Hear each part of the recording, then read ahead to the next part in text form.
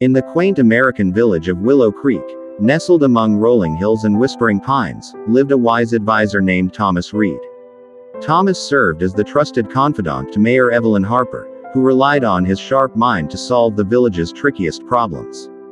From settling land disputes to planning the annual harvest festival, Thomas had a knack for finding solutions that left everyone satisfied. His quiet demeanor and thoughtful approach earned him respect, but also envy, from other council members who craved the mayor's favor.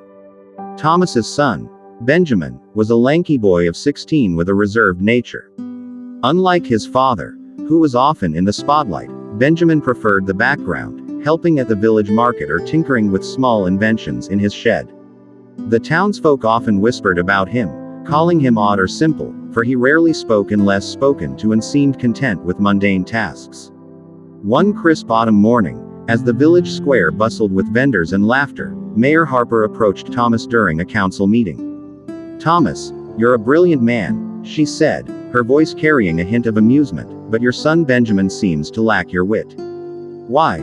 Just this morning, I tested him, and he failed spectacularly." The council members chuckled, their eyes glinting with mischief. Thomas's brow furrowed. "What do you mean, Madam Mayor?" "Every day at the market," she replied, "I offer Benjamin a choice between 2 coins, 1 gold, 1 silver, and ask which is more valuable. Every time, he picks the silver and declares it more precious than gold." "The boy's a fool." The room erupted in laughter, and Thomas felt a pang of embarrassment. Without a word, he excused himself and headed home, determined to understand his son's actions. At their modest cottage on the edge of Willow Creek, Thomas found Benjamin sorting apples from the morning's market. "Son," he said, his tone firm but kind, "why do you tell the mayor that silver is more valuable than gold? You know gold is worth more." Benjamin looked up, his eyes bright with a quiet confidence. "I know, Father," he said simply. "Gold is more valuable." "Then why," Thomas pressed, "do you choose the silver coin every day and let the mayor call you foolish?" Benjamin set down the apples and motioned for his father to follow him to the shed behind their home. "Let me show you something," he said. Inside, he opened an old wooden box, revealing a gleaming pile of silver coins that shimmered in the dim light. Thomas's jaw dropped. "How did you get all these?" he asked, stunned. Benjamin smiled faintly. "Every morning, the mayor comes to the market, calls me over, and places 2 coins before me, a gold one and a silver one.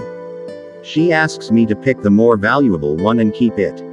I choose the silver," she laughs, "and hands it to me. Then she walks away, pleased with herself.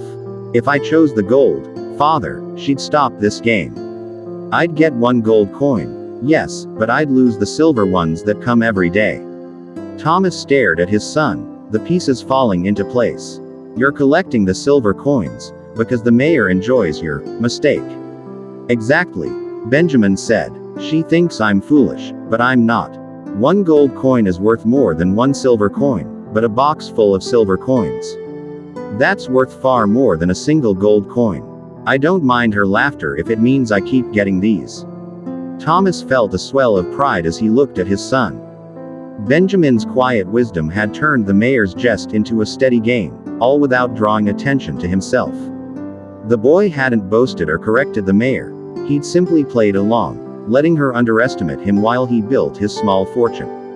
The next day, when a council member smirked and called Benjamin the silver fool, Thomas only smiled and said, "My son knows more than he says." The jibe didn't sting anymore. He saw what others didn't. Benjamin's success lay in his humility, in doing what was right without needing applause. Word of Benjamin's cleverness eventually spread through Willow Creek, not because he bragged, but because a vendor noticed his growing collection and shared the tale. The villagers began to see Benjamin differently, not as a fool, but as a boy who understood the value of quiet persistence. Even Mayor Harper, when she learned the truth, laughed heartily and clapped Benjamin on the shoulder, admitting she'd been outwitted by his unassuming strategy. Thank you for watching. Don't forget to subscribe for more amazing stories.